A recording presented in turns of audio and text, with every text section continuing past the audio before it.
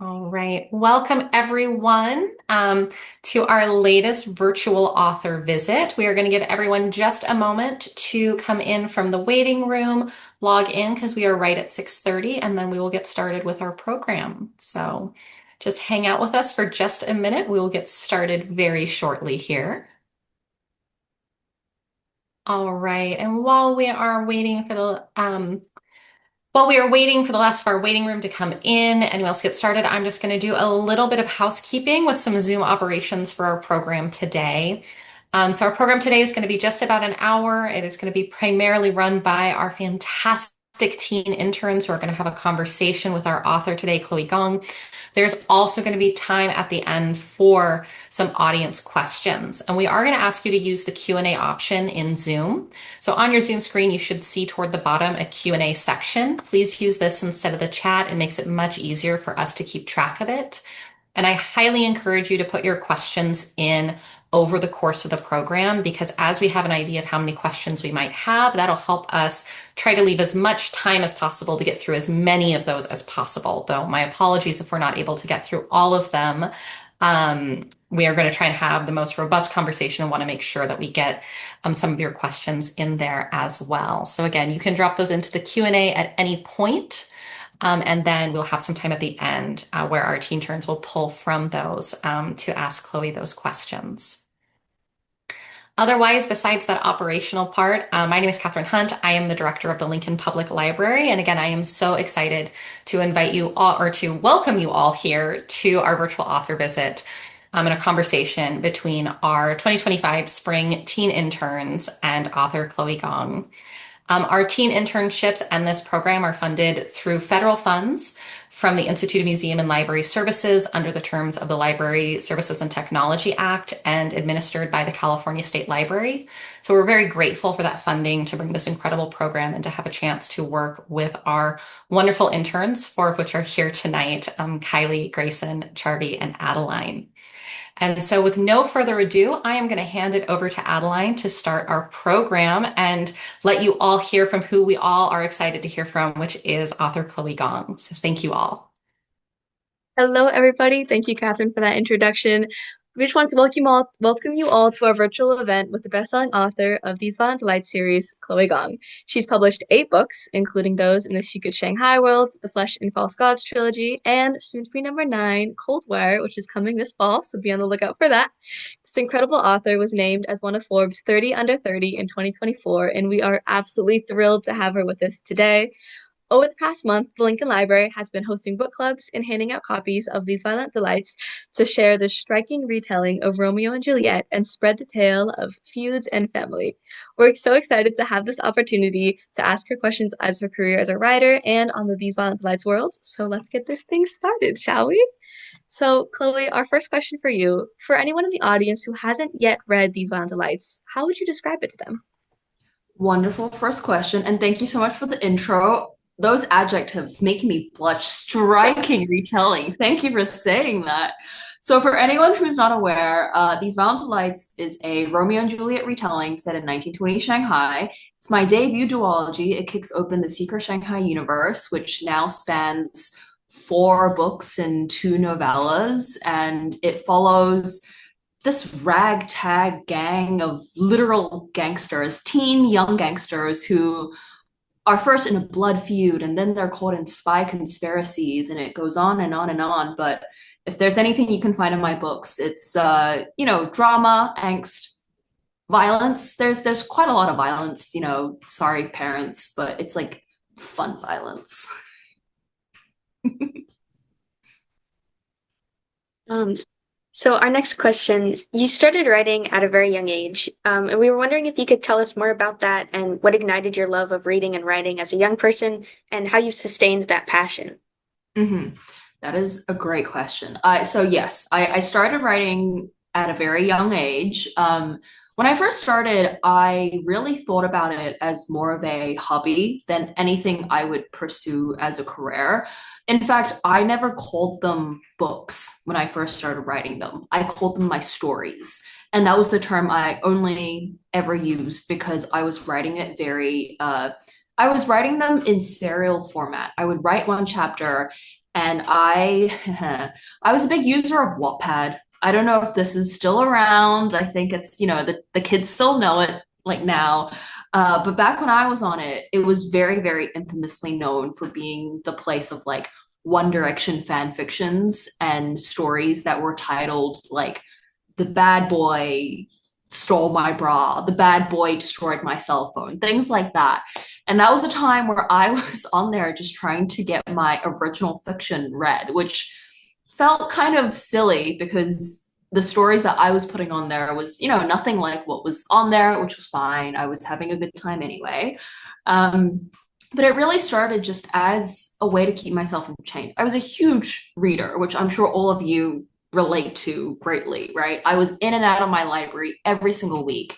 And because I was such a voracious reader, I would walk out with a huge stack of books and I would be done with it by midweek. And I would say to my mom, can we go to the library again? And she'd be like, no, we just went. Like, please, come on, slow down, slow your reading.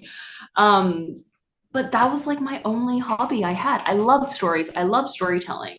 So it was around, when I was 13, 14, and I was starting high school, I was thinking, I love stories so much. Why don't I try writing one in the time where I would also, be sitting around reading? I have so much time on my hands when I finish my homework because I finished my stack of library books. Let me try my hand at writing these stories.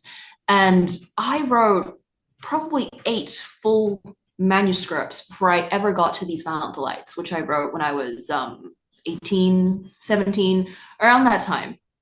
But nothing ever came of the ones before these Violent Delights because I didn't see it as a pursuit into publication. I truly saw it as just, let me write stories, let me entertain myself, let me entertain the readers that I was picking up on Wattpad who seemed to enjoy the things I was uploading. And I think it gave me the basis that I needed to then pursue publication, to, think of these Violent Delights as, this is the first story that I can truly imagine it, like I can truly imagine on the shelves. I can imagine that on the library shelves where someone just like me is browsing and picking it up, as opposed to something that I'm just telling myself to keep myself entertained. So it really gave me the basis to go forward and pursue being an author as opposed to just someone who writes in my spare time. Yes, I love that so much. Wattpad's always where it starts. It's Always where Wattpad, AO3. Oh, AO3. Yep. So I was wondering, as like a young adult, you kind of like talked about your experience as like going through Wattpad and things like that, but it's like kind of like, what is it like as a young adult trying to write for like young adult, like in that kind of genre? I mean, it felt supernatural. When I was first publishing, that was a question I got a lot, and it was a question I would almost get more frequently if people didn't know my age. They would ask, why did you start in young adult? What was your motivation to start in young adult? And it's a very common question to ask authors because a lot of times, authors will say, these were stories that I could imagine giving my teen self, or maybe they were writing for their children. Maybe they were writing because they needed that, these types of stories when they were young and they didn't see it. And it was a little different for me because when I, pursued publication and when I wrote these Violent Delights, it could only be young adult fiction because that's all I knew. I was not an adult. I would not know how to write adult fiction.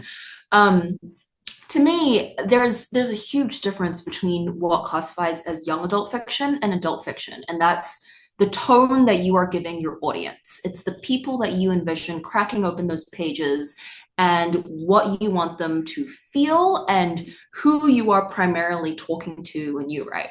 And so, of course, because I had written these Violent Delights as an 18-year-old, my mentality first and foremost is, how do I speak to this cohort of people who I feel are my exact target audience, and how does that relate to what I know of the world? And so, of course, it turned into this, I wouldn't say coming of age story necessarily, but it is very much a story about characters who are entering a world they find very unfamiliar. When These Violent Delights opens, Juliet has returned to Shanghai after being away for many years, and she's priming herself to step into the role of leading the gang because she wants to be the heir.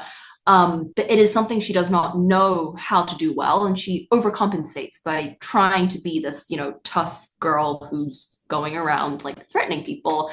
The same with Roma on the other side. He's feeling threatened, and his family and his surroundings are changing in a way that he doesn't quite understand. And perhaps not intentionally, but on a subconscious level, in hindsight now, many years later, I can kind of see that a lot of it was fueled by my entrance into adulthood. I was writing it at a time where I was either first starting college, or a lot of it was written as I had just finished my first year of freshman year.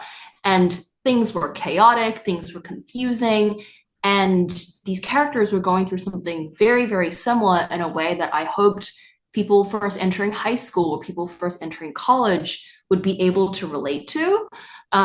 So I really feel that having that young adult perspective meant beyond anything, whether or not people relate to it at all, I knew that I was talking to my direct audience in a very certain way.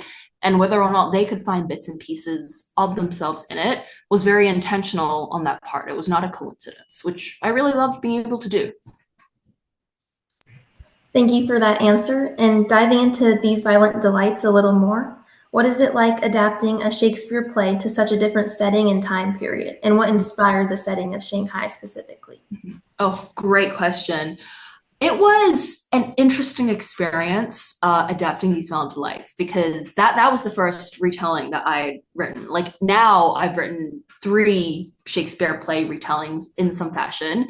But when I first started These Violent Delights, I always say that I kind of accidentally stumbled into this niche of Shakespearean retellings, because when I first came up with the elevator pitch of These Violent Delights, all I had was rival gangster families in a blood feud in 1920 Shanghai, and in some way their kids have this star-crossed enemies type thing going on. That was the log line that I had. And I looked at that and I thought, man, no one is going to say, oh, what a great original idea. Everyone is going to say, oh, so you're rewriting Romeo and Juliet. That was a given. I knew that no matter who I said this to, the moment I said rival families, the moment I said blood feud, they were going to think Romeo and Juliet. And there's already the movie, the Baz Luhrmann movie, that has adapted Romeo and Juliet into gangsters. So nothing is original. Stories are very, very rarely original. And I thought, I kind of want to embrace that. At that point, I was an incoming English major. I loved the idea of someone like analyzing my book in English class. And so I thought, okay, this could be interesting. Primarily I was drawn to 1920 Shanghai because I've just grown up hearing about that era as this golden age in Shanghai's history. All of my family is from Shanghai. I am probably the last of them to have been born in Shanghai because, we immigrated when I was very young. My siblings after me were born in New Zealand. So this has always been a thing between the 3 of us. I'm like, I'm the one that was born over there. I'm the one with the two feet in 2 countries. They're the New Zealanders, and I'm kind of like the split, And so there was something interesting that I wanted to do here where, a lot of people, when they're reading These Violent Delights, they're asking, did you kind of do like an immigrant metaphor on purpose when Juliet feels like she belongs to these 2 worlds? And I'm like, of course, nothing is an accident. Everything's a metaphor. But I've wanted to work in that time period forever. There's something about history and being able to spin story out of history and to, bring the true events to the forefront of people's attention, but not treat history as this deep, serious thing where you're not allowed to touch it at all, right? I kind of wanted like a C-drama angle to it where there are things completely made up. There's a monster that runs around, but it doesn't deny the real dark, serious parts about the 1920s. There was colonialism happening across the world that was wreaking havoc on countries. There was imperialism happening after the Opium Wars. And there were just a lot of interesting politics that I thought would make a wonderful story. So all of that to bring back to the fact that gangsters ruling 1920 Shanghai was a real thing. In true history, there was a group called the Green Gang that essentially had Shanghai under an iron fist because there was no proper policing force or law enforcement. As you know, again, there had just been a war. The city was segmented between the Americans, the British, the French. A lot of things were happening in Shanghai, and the gangsters were like, "This is my time to shine." I was like, that's a story. That's a fantastic story to really examine who are we as humans, as people? Who are we in the face of love and loyalty, and family ties and bonds? And I wanted to put rival families in there. And I thought, if I cannot defeat the allegations of being a Shakespeare copycat, I'm just going to embrace it. I'm going to treat it essentially like a fanfic AU. What would happen if you put Romeo and Juliet into 1920 Shanghai? You put the core of these characters into a very different socio-political context, into a historical context. Who do they become? And, you know, I think Romeo and Juliet, these characters, are not so different from their counterparts. They might be a bit more hardened. They might behave a little bit differently, but that is purely because of the context, this new context that they exist in. But they truly, I wanted to hark back to what Shakespeare was trying to say, what he was trying to do. And I think it makes the text feel richer. There were many, many times that I can go into about how I felt like I, really needed to juggle how much of Shakespeare do I want to carry over and how much of it can be my new thing. But I do think that back and forth, if anything, also suited, the depth of the story. I think that's so interesting. I didn't realize that the story came first before tying into Shakespeare. So that's really cool to learn. And I hope I would have loved to read your book in my English classes. Hell But yeah. on the topic of those main themes and those underlying subtexts, how did you create such a complex story using all these different characters and plot lines and themes, but still keep it cohesive and make sense and organized with every different element from 1920 Shanghai to the Shakespeare background and now this sci-fi monster you added? Thank you for saying that. Thank you for saying it was well organized. I tend to bite off a lot. I think anyone who reads all my books will notice that if there's anything I love, it's a subplot. I will always have half a dozen subplots going on at one time. It's just, I think that is what is most interesting to me. I love writing genre blends as well. Like, These Violent Delights is technically classified as a YA fantasy, just for ease of shelving to librarians everywhere. Thank you for your shelving commitment. But on a technical level, like within the pages, These Violent Delights is a YA historical sci-fi alternate history. It's a little strange. And that is, I think, super interesting to me. I really wanted to, make it feel as though you can't remove one part of the story without changing the story entirely. And that was how, there's the cat. That was how I tested how I think effective every subplot was. So, These Violent Delights has a lot going on. It has the real Chinese Civil War that is soon breaking out in the second book. It has the gang politics between the Scarlet Gang and the White Flowers. They're fighting for control of a territory.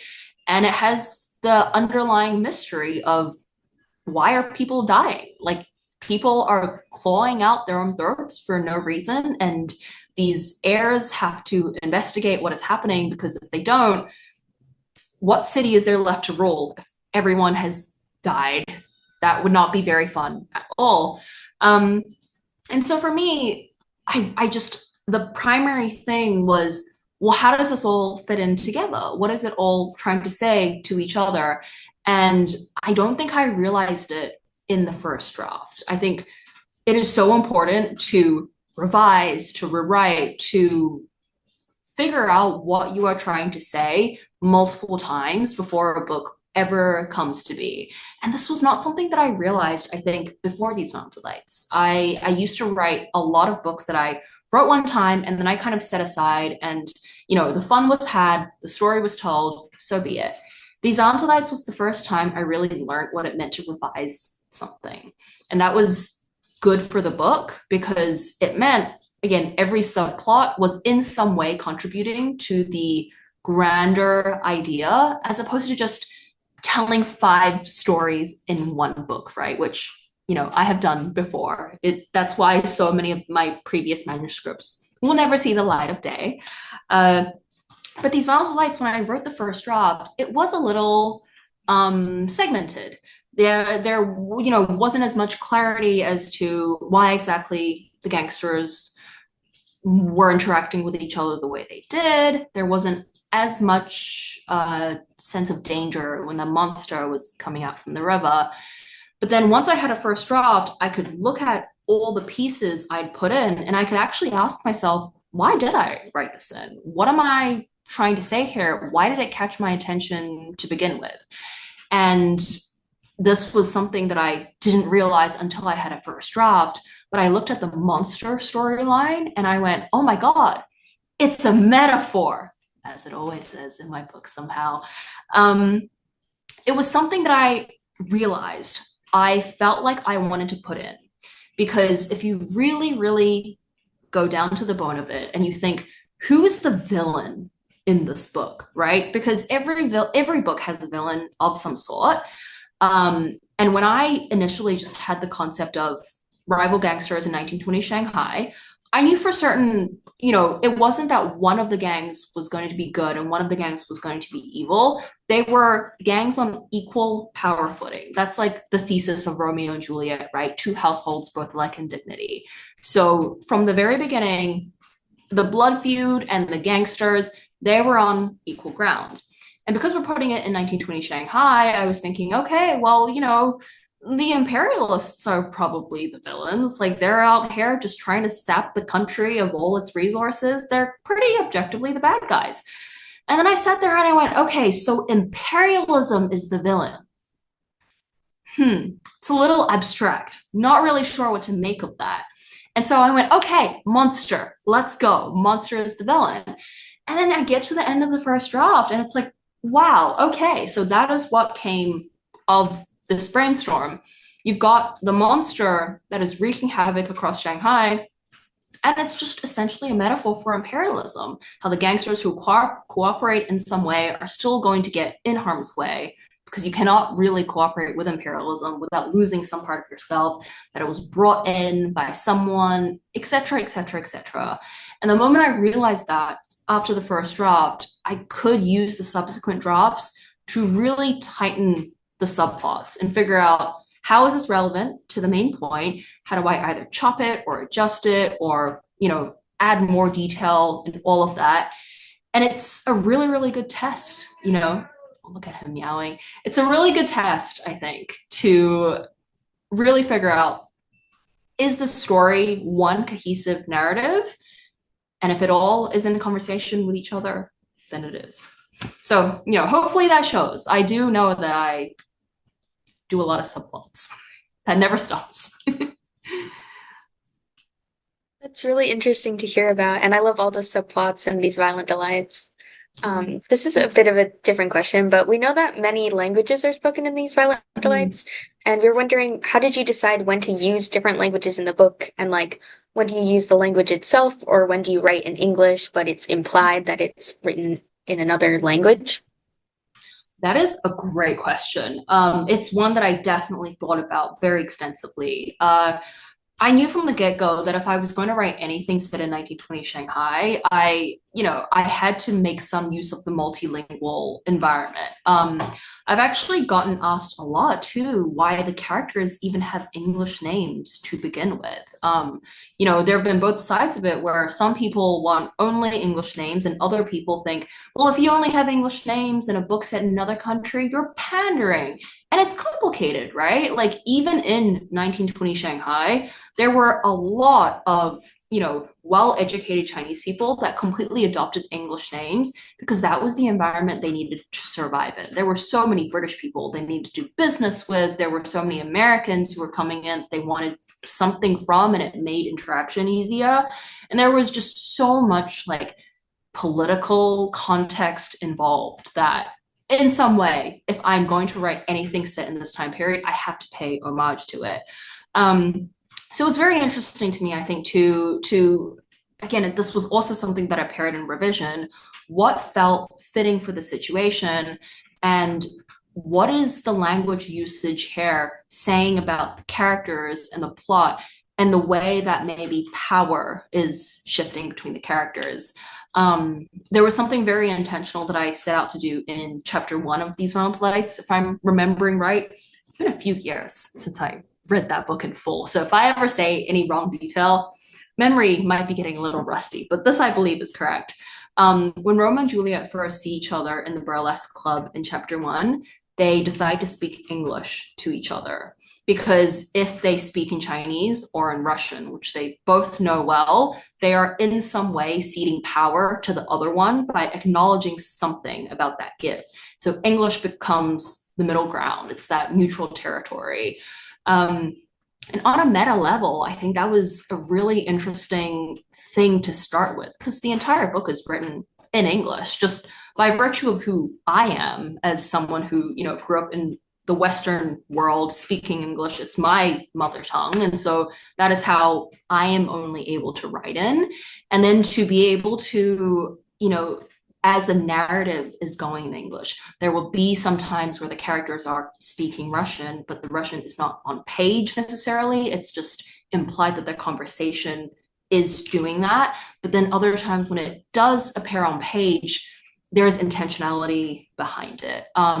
There were some points where I think people's notes in Russian would be quoted on the page if there was a passage of Eugene Onegin quoted in there, or if there were side characters who were quoting like a Chinese phrase. That was also definitely in the book as well. And so it meant there had to be some reason why things were outright told to the reader. And if there wasn't necessarily a reason to give the dialogue and then give a translation, it would just skip straight to English. Because I think for me, there is nothing worse than when I'm reading a book and if I speak the other language and I know what they're saying, then it keeps translating. I'm like, come on, guys, I'm tired. I don't need to read things twice. There needs to be a reason, right? So I didn't want to be, redundant. I didn't want to be pedantic. Things needed to make sense. And if that was the case, it could get emphasized. But if it was just people having conversations, I didn't need to emphasize that I knew the language. Like, that's just bragging at that point. I just skipped right to the English. That's so interesting. I love how you use like English as the middle ground, like they don't want to give each other more power or anything like that. I love that so much. It really like adds to the character writing and the development. So we were wondering, so these Violent Delights, we know it became like very, very popular online. How do you maintain that balance between like being like a normal person Mhm. and like a writer who's known by so many people in social media? That's such a funny question. I love it. I I feel like I think of myself as a normal person all round. Like I don't know if this says more about, my if this says more about like my own perception of myself, but I'm like, anytime someone's like, excited to meet me, I'm always excited to meet them too. But like, there have been times where I'll meet readers and they're crying. They're like, I can't believe I'm like seeing you in the flesh. And I'm like, meanwhile, I took like the subway to go to that event. I was crammed with like a million people, and I'm like, man, I'm just a person. Like you know so it is always so flattering. I mean, flattering, honored, etc. Like there have been many times where I am beyond grateful to hear like the stories of people who found my books at the right time or read something of mine at a time in their lives when they needed it, or gave it to friends who became a bonding experience between them. I love hearing the personal stories, and I would never take for granted the power and the presence that my work can give them. But truly, I'm just a guy. I was sweating on the New York streets today under the 100-degree weather, like just dripping sweat. It's not glamorous, I'm just so real in my everyday life that I have trouble, I think, sometimes envisioning what other people are seeing. Because I mean, when I'm writing these books, I'm just bent over a coffee shop table like a gremlin pumping it out. It's so far from the movies where, the muse strikes and I'm at my typewriter and then I prance off to my publisher to get it published. So it is funny, I think, sometimes to have that dissonance, but in my eyes, I'm just normal. So I try to hold that at the forefront. You're such a humble person for someone that we all look up to. Honored. And kind of also going more into your personal life. You wrote your first book in college and it was published during your senior year. So we were wondering what it's like balancing your academic pursuits with getting your book into the real world. It was hard. It was truly hard. I mean, being a writer and being a student at the same time is probably one of the most like strenuous things that I've ever done. Like anytime I'm asked to give advice to, people who are still currently students trying to pursue being an author, like my number one piece of advice is go easy on yourself, because you are essentially trying to do like two major life stages, two major careers at the same time. I think when you are in school, there's no such thing as being done with what's on your plate. You might have finished your assignment for the day, but you've probably got more readings to do. You've probably got an essay that you could get a head start on. You've probably got a test later down the road that you need to study for. But it was something that I felt like I had been used to, because I got started so young that between going through high school, applying for college, and applying for college while people around me weren't, because I was trying to go to the US for school, which is a very different process from New Zealand. In New Zealand, to get into college, you just need a score. Like your GPA will translate into a score, and you can get into one of the 8 universities we have in the country. That is not the case in the United States. It is really hard to get into college here. So I was pursuing that at the same time as writing as well. And then I was going to school and trying to do both things at once. And to be completely honest, sometimes I could only do one of them at once. I could not be both at once on a day-by-day basis. Sometimes it meant if I have a really important assignment I have to finish for this block of 3 days, I'm purely a student. And when I do get some sort of downtime, I'm an author from the hours of like 9 p.m. to 1 a.m. when I, would rather stay in my room, sitting on my bed, writing, as opposed to getting dinner with friends or going to a party or whatever people do in college, right? So it was a lot of, I think, negotiation with the idea of, if I prioritize wanting to write and doing this work, I do have to put in the hours. I, of course, need to write. I can't just say that I'm a writer and just pretend it'll magically happen when I'm not paying attention.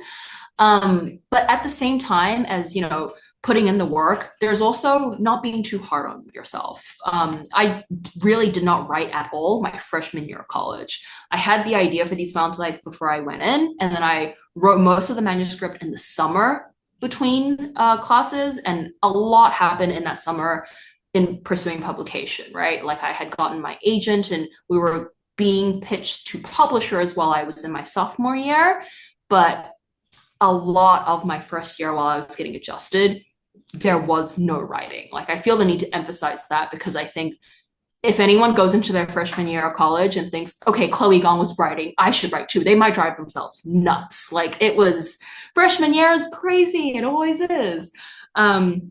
So it's really that it's the double-edged sword of, you do need to take yourself seriously. You need to believe that you are able to write, even when probably everyone around you is going to say, oh, well, you don't need to do that. Like you're young, you have time. Just true. Student authors are incredibly young. You do have your whole life to get published if that is what you want to do. But at the same time, if you do want to pursue it at that age, you absolutely can. And you need to be the first person to believe in yourself, because a lot of people are going to throw down on it. And for me, that was where I kind of stood. I knew I wanted to get my work out there. I knew that this was something I wanted people to read. And I had to stand by that and think, well, what are the steps that I need to take in order to start working toward that? And that meant being easy on myself when I did need to do my assignments. But when all of that was said and done, I was sitting my butt down in a chair and really trying to work toward it. I like the honesty and I feel very inspired by that, but I definitely get managing work-life balance, especially with going to school. That's a lot of things at once. So congratulations for doing it. It turned out Thank great. you. Our next question. So you mentioned that you had a lot of family in Shanghai, you have a lot of history there. How much research that went into these violent lights came from family stories, and how much came into personal research that you just had to look up information, stuff like that? Mhm. I love this question. I love talking about research. I would say that it would depend on the type of inspiration that I was drawing for the book. So when it came to cold hard facts, it was research in books, online, in scholarly articles, because there were, certain events that I wanted to follow for the historical timeline. I think when I set out to write These Mountain Lights, I had a very clear image in my head how I wanted to work with true inspiration, and it meant These Mountain Lights would start in September 1926. And start moving in the months toward the outbreak of the Civil War, because in April 1927, that's when the two parties turned on each other. And I had always known that that would be the big climactic event of what ended the duology. At that time, it was just one book, so it was the book. But by the time I split it into two books, that was going to be the final event. And so I did a lot of just, the type of research that we imagine when we say research. I went to the school library. I sat myself down in front of the 1920s China section.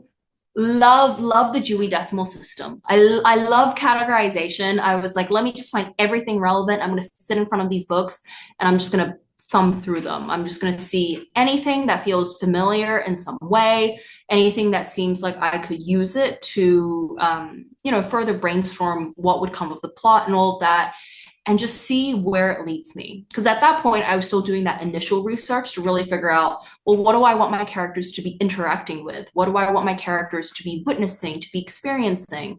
Because I feel like the thing about writing historical fantasy in some way is that no matter what I make up, even if it is fiction, I still want it to be feeding back to the real atmosphere of the time. I still want it to, confirm what was going on rather than go against the grain. Because at that point, why write historical fantasy, right? There's still the option of historically inspired, just capital F fantasy. But I wanted to do historical fantasy that was, I think, the research is important more just for inspiration. It is truly the skeleton structure that we are running a story against. So I did all that. I did the, JSTOR research. I used my school credentials. I freaking loved having access to JSTOR. It was so fun. Downloaded every PDF that I thought was relevant, took huge copy paste paragraphs into my research outline. And I had all of that set to go when it came to plotting. But a lot of my, I think, soft research really came from talking to family. It was then less about the facts and more about feelings, more about the sentiment. It was about, just casually at the dinner table. I think if my mom gets started on well, what does it mean to be from Shanghai? What does it mean to carry the pride of a city in your blood? I always joke that people who are from Shanghai are like people who are from New York. You will know within the first conversation you are having with them that they are native to that city. They are proud of it, and nothing can take that away from them. It is a very similar sentiment that you will hear from a native New Yorker walking the street. So a lot of that, I think, informed the way these characters thought about themselves, the way these characters interacted with the world. And because I was often taking, family trips home to Shanghai because all of my parents' relatives are still there, and they took us kids back once a year when we were in school. And then when I was in college, I would also visit about twice a year anytime I had breaks, pre-COVID, of course. I was gone for 3 years when COVID broke out, but that's a whole other thing. Anytime we were back, if we were talking to some of the older relatives who, they weren't around during the 20s, but their parents were, and they remembered hearing about what it was like, because again, the 1920s were seen as such a golden era for Shanghai. Like there was so much money coming in because of capitalism, of course, like everyone was bringing their wares and selling and doing business. Shanghai was also a free port city at that time. You didn't need visas. You could truly just sail a boat in from Russia and come to the city and settle and live life there. And I think it's very much a forgotten depiction of the 1920s, because when we think of it, we will often think about the Roaring 20s in New York. We think of the flapper dresses, or maybe even London, Chicago. But Shanghai was also a huge global hub for everyone doing that kind of thing. Exactly. And there would be such tiny details that my relatives would talk about that I would think that makes a great little phrase, a little offhand mention to make the world building feel more realized. There was something I think that my great uncle said about one of the banks along the Bund and how the poles were unstable because he leaned on it one time or something like that. And I was like, oh, I'm writing this down as you speak. So it was a great resource to have. I don't think these books would be what they were if I didn't have that personal connection, because these stories would not make their way to me in the same way. I think that's really amazing. I love hearing about all your different inspirations and the way you write, and it's so cool to hear. We're gonna do our quick little rapid fire question section now. So this is basically gonna be for anyone who's joining. Rapid fire. The first thing you can think of, that's gonna be the answer to the question, and we're just gonna go ahead and get started with that. So first, God, the pressure. Question. You got this. Top of your mind, say it. Okay. What's a book that you wish you wrote? The Diviners by Libba Bray, which, same time period as These Violent Delights. So clearly the inspiration was there. Mm-hmm. What's the last thing you Googled? Probably like decomposing body times. I'm going to be so serious. FBI agent is shaking. Who's your favorite character in These Violent Delights? Juliet. It's a cheat answer because she's the main character, but there's a reason why. What's the weirdest thing that you looked up for research? There's so many things. Probably small type. How to build a bomb, caps lock, for fiction purposes. Always good to clarify. Right. What's the last TV show or movie that you watched? Just then I've been watching Department Q on Netflix. It's like a grisly noir detective show. I love detective shows. What would you say is your strongest skill? Ooh, probably world building. I don't know if it is my strongest, but it's what I love doing the most. So I pay a lot of attention to it. What time of day would you say you're most productive when you're writing? The morning, but not by choice. It's because I need to get up with the rest of the world and feel productive. What is the most interesting question you've been asked as an author? Oh, I don't know. Probably like, it must be something to do with, there was once, this is so not rapid fire, I'm sorry. There was once a very elderly gentleman in my audience, which, of course, not in my usual target audience. My usual target audience is teenagers. So his presence there was fascinating. I was like, sir, what are you doing here? He was just there for fun. He was like, in his 80s. And when it came to question time, he was the first to put his hand up. And he was like, there's a very specific moment in Our Violent Ends, I think, where Juliet is answering the phone and someone on the other line is saying, it's your cousin. Benedict is answering the phone and Juliet says, it's your cousin. And there's a moment where, again, it's been years since I reread these books. I know I wrote them, but there's a line that goes, English was a language that was so, flattened when it came to familial relations. Because in Chinese, your cousin, the way you say cousin differs depending on male, female, mother's side, father's side, younger, older. There are different terms for all of them. And he was like, can you talk more about like whether this was an intentional effort to, highlight like character differences and like how different cultures perceive the difference?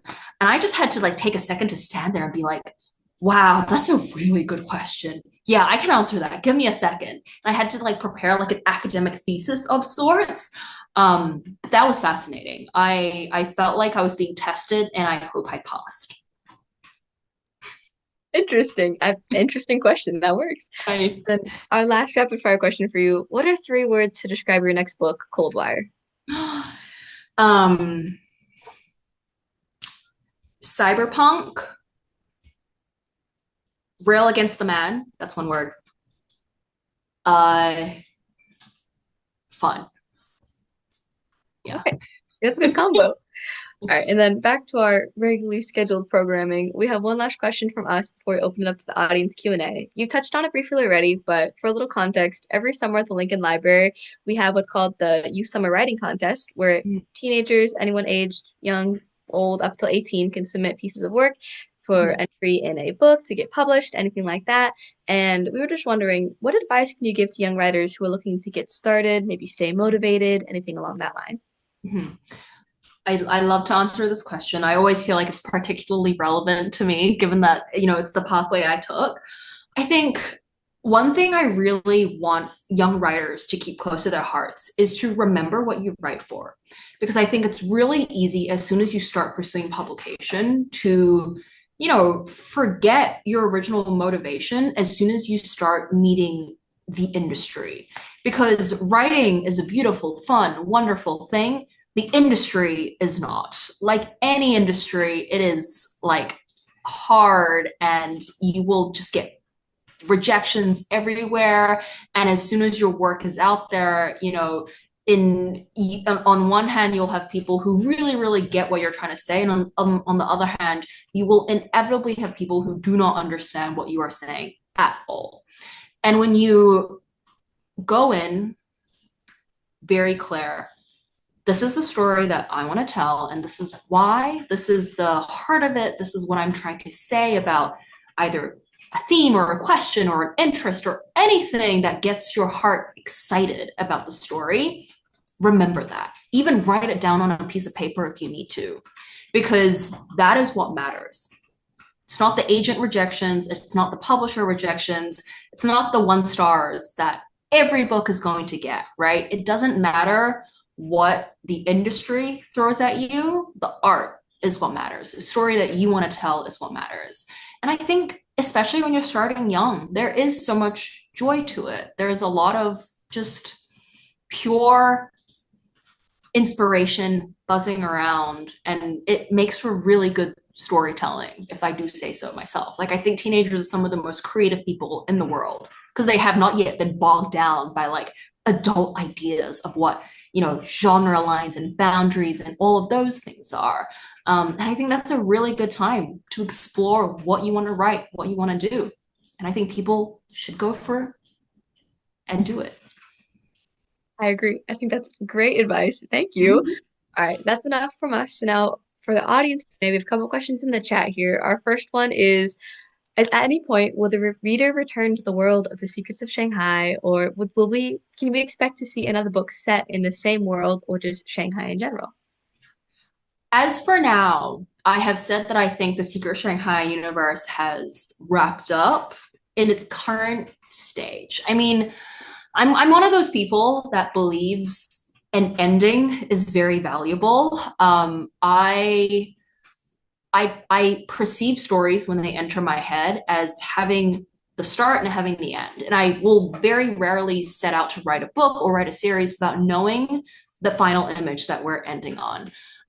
So when I wrote Foul Lady Fortune as the spinoff, the ending of Our Heart Huntsman, encompassing that entire cast, was so solid in my eyes. And I was very satisfied with where I would be leaving those characters. I have said that if I ever do go back to it, I've actually already put my idea out into the universe. So if I do eventually announce it like a decade into the future, you will know. But if I ever do write a spinoff, it would be set in upstate New York in the 1950s during the American Cold War with the Soviet Union. Because then I would bring Roma and Juliet over. And I don't want to spoil for anyone who has not read like the whole universe yet, but that's something that I would love to do. It's just not something I would do right now because I have so many other ideas I want to explore in the YA space. Like I have so many ideas lined up that it will at least take a few years. So if there comes a time where I decide that I want to tell more to it, I'll do it. But at least for now, it's the 4 books and 2 novellas. Another one of our audience questions is if you could swap bodies with any of your characters, who would it be and why?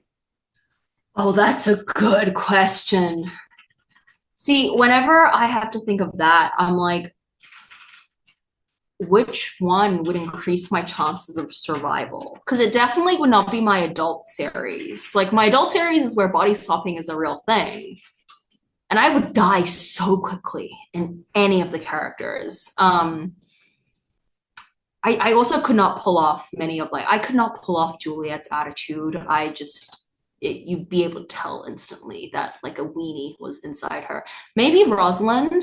Rosalind is the one who I kind of like gave a lot of my, internal thoughts and like values to. So I might be able to pull it off. I might be able to get away with it. Yeah, let's go with that. We'll say Rosalind. Oh, thank you for that because I definitely would not be able to pick either. What do you want your readers to take away from your new book, Coldwire, coming out this fall? Ooh, that's a great question. I want them to have fun first and foremost. Like I think Coldwire is one of those books where it leans more on the like adventure end, even though it is still like it's the same amount of angst and like, politics and drama and like, a dash of romance in the same way that all my books have been. But Coldwire is also very, I think, headfirst into intensity where you were immediately following these characters in a very similar but still different world to us because they're in the near future in a different sci-fi world, but there are remnants that is very, very familiar to us. So I hope people have fun first and foremost, but I also hope that they think about the world we live in relation to their world because there's so much in Coldwire that I wrote and I was like, haha, like what fun science fiction. And then like a year later or months later, it hit our news headlines like Meta now invents so yada yada yada. And I'm like, God damn, I'm a psychic apparently. So Someone also wanted to know, is there a genre you would never want to write in or just plain hate? oh, that's a good question. That's a really good question. I don't hate it. I do not hate it at all, but I think I would struggle to write romance as a genre. I love romance as a genre. I love reading it, but I think I would struggle to write it and probably would not write genre romance because they have very, very strict rules for what makes romance. And happily ever after is among them. I think I just kill people too often to promise that. I didn't kill any of the characters in the Secret Shanghai world. So, like people have nothing to be afraid of really, but I think I like the flexibility of working in other genres and then throwing in a romantic subplot that furthers the characters' developments and the way they see the world. I like it as a little thing you can cheer for like every few chapters rather than focusing on it because I just think I'd be bad writing a plain romance. They'd be like, prepared to get to know each other and suddenly someone's like dying in the corner. I think you'd just be throwing him in the deep end of the plot. Get him excited for it. First chapter. Right. Is there any books from your childhood or even teenage years that inspire you in your storytelling or writing today? Oh, absolutely. I mean, there are certain series I think that made me who I am, or like made me a book lover, made me want to pursue telling stories, like full stop. Um, the whole Shadowhunters universe it's my first fandom. Like I was 14 on Tumblr, like blogging the heck out of that book series, right? It truly like I think it taught me what it meant to be super fixated on a piece of fiction. And it taught me how to think about investment in a way where when I'm writing, I'm always thinking back to how I felt reading those books. And it's not about recreating that exactly because a lot of my plots are very, very different from that universe, but how do I recreate the feeling, the love and the addiction you have to these characters and the way that they are, occupying space in your mind. Also, The Raven Cycle by Maggie Stiefvater. That series, I think, just defined my teenage years. I wanted to be the main character so badly. I lived in New Zealand and the book series was set in like rural Virginia. And I was like, yep, that's me. So love that one. I think also just in general, the dystopian era of the 2010s and the paranormal romance, paranormal era with the vampires, the fallen angels, all of those books, even if I can't quite remember them now, like even if it's a whole big list, that was what built the love of reading for me. That was the stacks I was carrying out from the library every single week. And without that time period, I don't think I would have felt so passionate about storytelling and learn what it could do for me, what it could do for the time that I spent just thinking about characters and fiction. So yeah, they had a huge impact on me.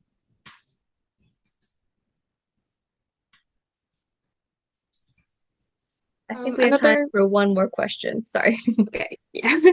Another question is, with your new book Coldwire having themes of artificial intelligence, what drew you to explore artificial intelligence through a fictional lens, and how do you think it reflects or challenges the human condition? Wow, that is a good question. That is an essay thesis question.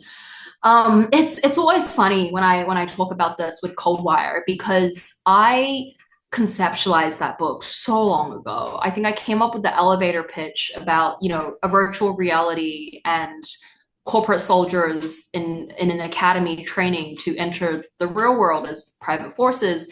That was something I came up with probably in 2017 in tandem with these violent delights. I just didn't work on it. I had the log line and I set it in my notes app and I left it and I let it sit. And it slowly started to develop in like 2021, 2022.